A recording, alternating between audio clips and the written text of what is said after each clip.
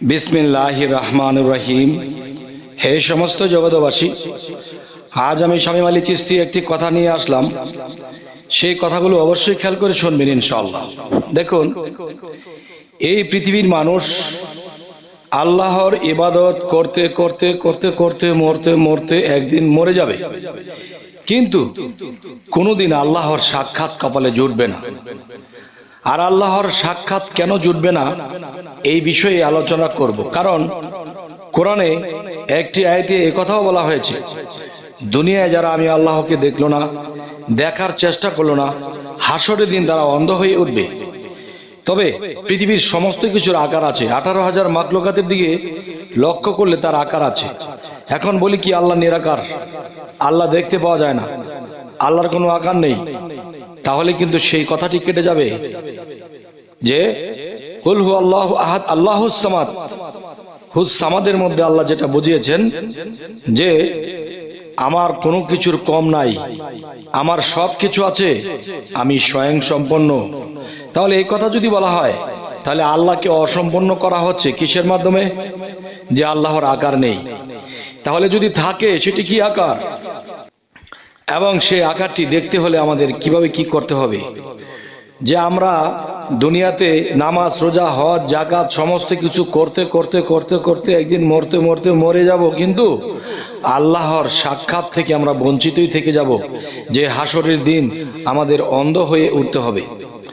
তবে যদি আল্লাহ এতটুকু ক্লিয়ার করে থাকে যে খালাকাল ইনসানি আদম আলী সুরাতিহি, যে আল্লাহ কি বলেছে যে আমার স্বরূপ থেকে আমি আদমকে সৃষ্টি করেছি, আর আদমের কালবের মধ্যে বসে আমি আদমের মুখ দিয়ে কথা বলি, এবং আদমের মুখ দিয়ে কথা বলি না শুধু, আমি কি করি, আমি সমস্ত মাখলুকাতকে পরিচালনা করি, সমস্ত গ্রহ নক্ষত্র, সমস্ত তারা, সমস্ত কিছু, পাতাল মত্ত, আকাশ ভূমি, সমস্ত কিছুই আমি পরিচালনা করে থাকি। তাহলে আল্লাহ যদি পরিচালনা করে থাকে, তাহলে আল্লাহ নিরাকার হয় কি করে? তবে নিরাকার শব্দের অর্থ যে আল্লাহর আকার নেই এমন কিছু বোঝায়নি, কিন্তু মানুষ এটা বুঝতে চায় না। যাই হোক, আজকের মূলত আলোচনাটি কি হবে? আজকের আলোচনাটি মূল হবে যে আল্লাহর ইবাদত পৃথিবীতে করব, আল্লাহর সাধনা করব, কিন্তু কোন কোন ইবাদতে, কোন কোন সাধনে আমরা আল্লাহর আকারকে নিজ নয়নে দেখে যাব। সেই নয়নটি শুধু আধ্যাত্মিক রুহানি জগতেই নয়, সেই নয়নটি এমন হবে যে বাহ্যিক চর্মচক্ষু দিয়ে আল্লাহকে দেখার ব্যবস্থা, এবং রুহানি জগতে দিব্য চক্ষু দ্বারা আল্লাহকে দেখার ব্যবস্থা। তবে আজকের আলোচনার মূল এটি হবে যে বাহ্যিক চক্ষু দিয়ে আল্লাহকে কি কখনো দেখা যায়? বাহ্যিক চক্ষু দিয়ে যদি দেখা যায়, তাহলে তো আল্লাহ আর নিরাকার থাকে না। যদি রুহানি জগতে সাধনা করে সেই রুহানি চক্ষু দিয়ে দেখতে হয়, তাহলে তো আল্লাহ গোপনেই রইল। তাহলে প্রকাশ্যে আনতে হলে আমি কিছু যুক্তি রাখবো, কিছু কথা বলবো, অবশ্যই খেয়াল করে শুনবেন ইনশাআল্লাহ। দেখুন, কোরআন হাদিস পড়তে পড়তে আমরা একদিন মরতে মরতে মরেই যাব, কিন্তু কখনোই আল্লাহর সাক্ষাৎ, আল্লাহকে চর্মচোখে দেখার সৌভাগ্য হবে না। যে পৃথিবীর মানুষের স্বপ্ন যুগে হোক, রুহানি জগতে হোক, সাধন বলে হোক, ধ্যান বলে হোক, জ্ঞান বলে হোক, আল্লাহকে সাধকরা দর্শন লাভ করেছে। এখন যারা সাধারণ মানুষ ওরকম সাধনা করতে পারে না, এরা কিভাবে আল্লাহর দর্শন লাভ করবে? এবং দিব্য চক্ষু দিয়ে আল্লাহকে দেখতে হয়, বা জ্ঞান চক্ষু দিয়ে আল্লাহকে দেখতে হয়। তাহলে যাদের দিব্য চক্ষু খুলে নেই, তারা কি আল্লাহকে দেখবে না?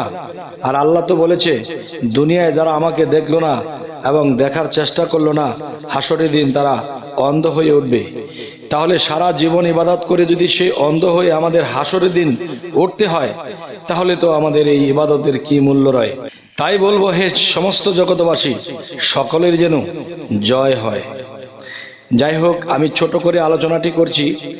দেখুন, আমি প্রথম প্রমাণ দিচ্ছি যে এই যে মানুষ পীর মুর্শিদকে সেজদা করতেছে, অনেক লোক দূর থেকে হিমশিম করছে, নাউজুবিল্লাহ, আস্তাগফিরুল্লাহ, সেজদা একমাত্র আল্লাহ পাবে। আর সেই সেজদা মানুষকে মানুষ হয়ে মানুষ করছে। দেখেন, এর সবচেয়ে বড় দলিল হলো কি, যে আল্লাহ যখন বলেছিল হে ফেরেশতা সকল আমার আদমকে সেজদা করো, তখন সমস্ত ফেরেশতা আল্লাহর হুকুমে কি করেছিলেন? সেজদা করেছিলেন। একজন করেননি, না করার কারণে তিনি শয়তান হয়ে গেছে, লানত পেয়ে গেছে। আচ্ছা, তাহলে এখনো পৃথিবীতে যারা সেই পবিত্র আদমকে সেজদা করেনি, তারা কোন কাতারে বর্তমানে আছে সেটি আপনি বলবেন।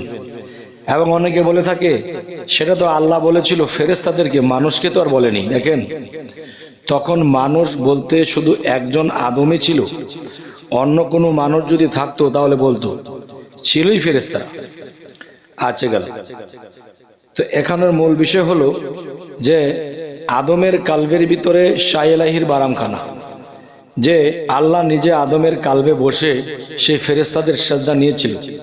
তাহলে সে ছিল আদি আদম, আর আমরা কি বনি আদম, তার মানে সে আদমের বংশধর। তো এখন যে কথাটি বলবো, যে সেই বংশধর যদি হয়ে থাকে, তাহলে বর্তমানে যে ওলিয়া আউলিয়া পৃথিবীতে আছে, আল্লাহ কি বলেছেন? সেই মুহাম্মদ সাল্লাল্লাহু আলাইহি সাল্লামকে বন্ধু বলেছেন। পৃথিবীতে অনেক নবীরা এসেছিল, তাদেরকেও দোস্ত বন্ধু বলেছেন। এবং ওলিয়া আউলিয়া যারা, এরাও কিন্তু আল্লাহর বন্ধু। তিনি যদি বড় বন্ধু হন, তাহলে ছোটখাটো বন্ধু পৃথিবীতে এখনো আছে।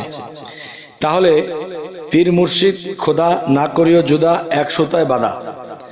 আচ্ছা, এই কথাগুলো শুনতে হবে, মনটাকে করিয়া সাদা, আর না হয়তো জ্ঞানের মধ্যে শয়তান অসওয়াসা দিয়ে করে দেবে বাধা।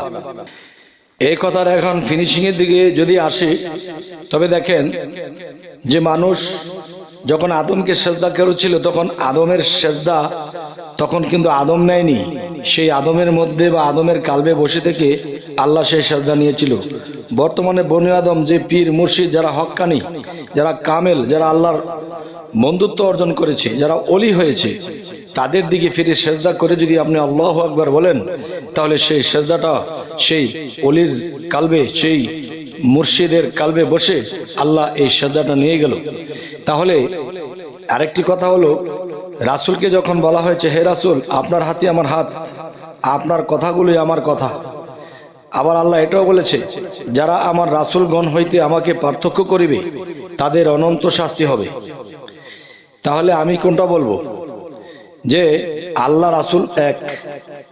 আচ্ছা, এরপর আমি বলবো যে যদি বলে থাকে হে রাসূল আপনার হাতে আমার হাত, তাহলে রাসূলের সুরত কার, রাসূলের জ্ঞান কার, রাসূলের হাত পা চোখ নাক কান কার?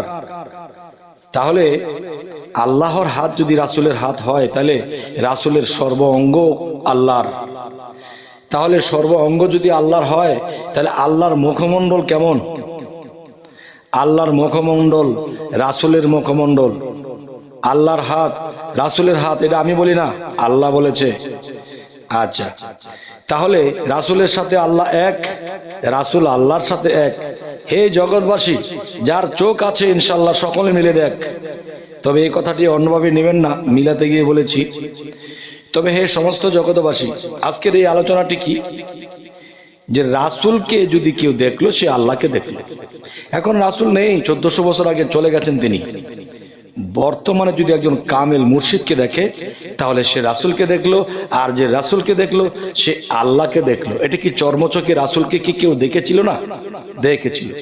তাহলে সে রাসূল এখন কোথায়? সেই মুর্শিদের মধ্যে বিদ্যমান।